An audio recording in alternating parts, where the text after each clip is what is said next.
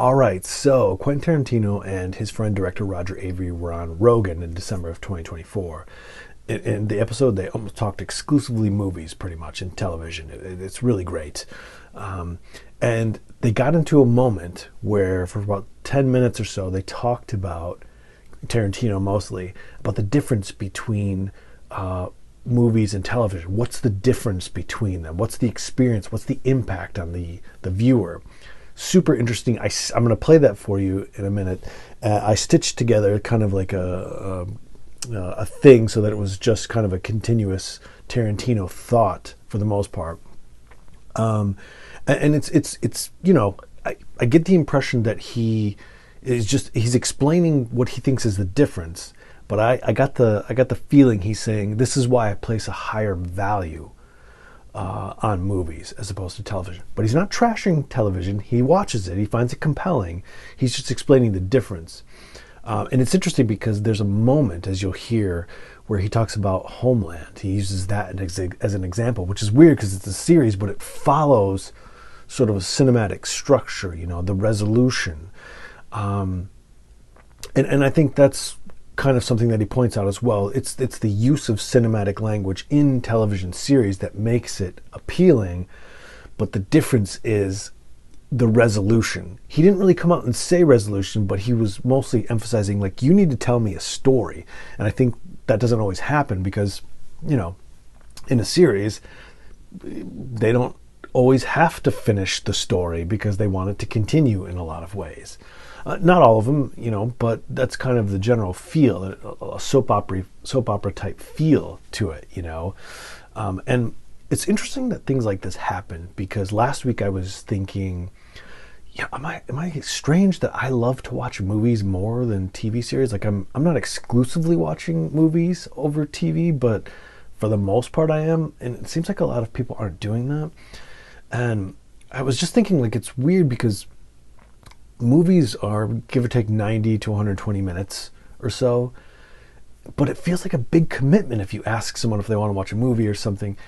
They're like, I don't know, watch a whole movie. Let's just watch an episode of this or that. And pretty soon they watch 2, 3, 5, 6 episodes. And there's like 2 or 3 times the length of a movie. So I don't think it's a time thing.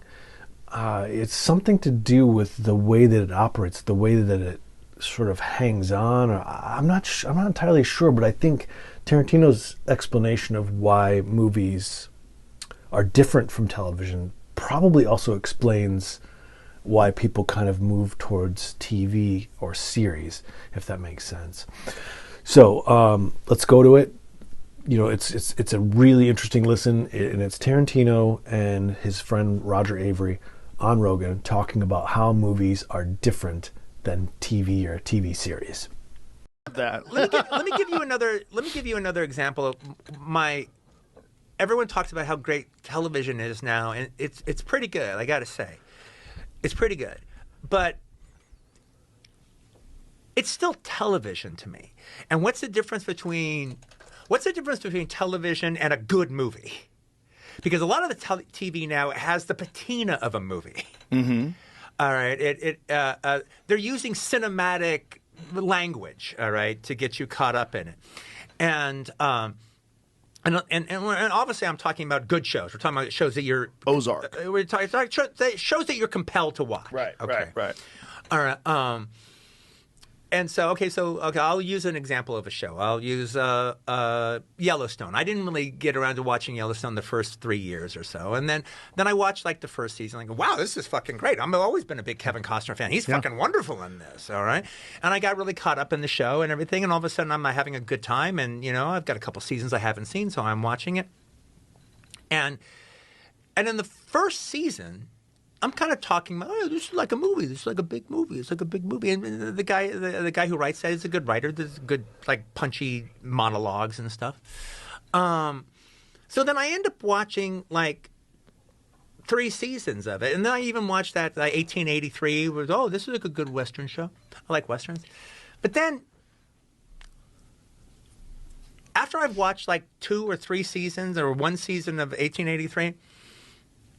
Look, while I'm watching it, I am compelled. I'm caught up in it. But at the end of the day, it's all just a soap opera. They've introduced you to a bunch of characters.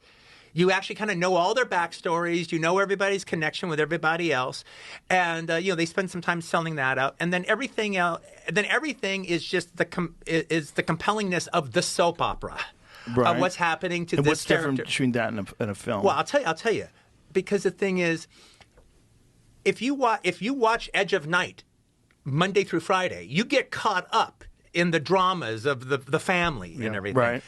But you don't remember it 5 years from now. You're caught up into the minutia of it at the moment. Mm-hmm. All right. So the difference between is I'll see a good Western movie and I'll remember it for the rest of my life. I'll remember the story. I'll remember this scene or that scene, and it built to an emotional climax of some degree. And the story is good. It's not just about the interpersonal relationships. The story is good itself, but there's a payoff to it. But there's not a payoff on this stuff. It's just more interconnectional drama. And while I'm watching it, that's good enough. But when it's over, I couldn't tell you. I can remember who the bad guy was in the first season of Yellowstone because it was Danny Houston. I remember him in it, but I don't remember any of the details of it, and I don't remember any of the bad guys for season 2 or season 3. It's out of my head. It's just completely out. And same thing with 1883. When I watched the whole thing, and that seemed like a movie, except I don't remember. Sam Elliott's about the only thing I really remember of it when it was finished. But now. Red River, I remember for the rest of my life. Isn't that, though, because it's a different thing, right? Because when you go to a film is designed for one sitting. You sit down in the theater, you're going to get the entire encapsulation of what happens to these characters in 3 hours. Okay, I'll give you an example of one that is more than a soap opera, and here's the difference. Here's the difference. Okay, because you could say that. Look, they're in the soap opera business, but I'll tell you one that's not. Okay. If you watch that first season of now here's one that really works like a movie. If you watch the first season of Homeland. Oh, yeah. That first season of Homeland. First season's incredible. Okay. Yeah, so very good. When it gets to that final episode of the first season, and he's got the suicide vest on, and he's in the room, he can kill the guys that he's been waiting for to do it for the whole movie. And you don't want him to die, but you're kind of into him and you kind of want him to pull it off. And then his daughter calls him on the phone before he does it. She doesn't know what he's going to do, but she gets that little sense from him that something's weird. She goes, Dad, you need to tell me that you're going to come home right now. You need to tell me right now that I will see you later tonight. And the entire series has been built to this scene. And it's one of the most emotional scenes I've ever seen in a movie, any TV show I've ever seen dramatized. That first season was great. I've ever seen dramatized. Now, that was a movie. Yeah. Right. That was not a soap opera. That built to this moment of him being in that fucking room with the suicide vest on. And there was complexity. She doesn't know what she's asking, but we do. Right. She's stopping this major thing, and she'll never know that, but we do. Right. And he's still committed, but he's more committed to her, and we know that. That's just great shit. That's a movie. Right, and can you do that every week? No, I didn't say you can do it every week, but I'm saying when the season's over, I need to walk away with more than just the soap opera. An impactful moment. Exactly. Now, I don't expect you to do that every week, but at the end of the arc, if you're telling a continuing story, at the end of that fucking season, you need to, bam, drop the mic. Yeah. You need to tell me a fucking story, not just ... I see what you're saying. And look, while I'm watching it, I'm not asking for that. But the fact that it all just disappears once it's over and it's just sand on the beach. Right. It's a different thing, though, right? I mean, this is the weirdness. This is the weirdness of the theater experience versus home. Here's where it's not a different thing. Part of the thing that makes it different is the fact that everyone's watching these continuing stories. Okay, if it were Bonanza, where it's just a setup story, Charles Bronson shows up. He's a half-breed Indian, and he's working at the Ponderosa for a while, and he gets involved in an adventure, and then at the end, it's done. Well, on that show, you have the the episodes are maybe not so good, or the episodes are whatever, they're But treading it's not water. one continual story. But then you'll have this great episode with Charles Bronson. Yeah. Or do they have a great episode with James Coburn? They're almost standalone.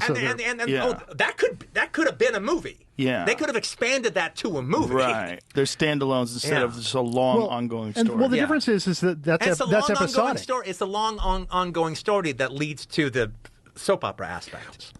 And the thing about it is, I don't say all this, and the sum up of it all is it's useless. It is very compelling while I'm watching it, but it just doesn't compare to a movie, real story that stays with me for the rest of my life. In some cases, right? I know what you're saying.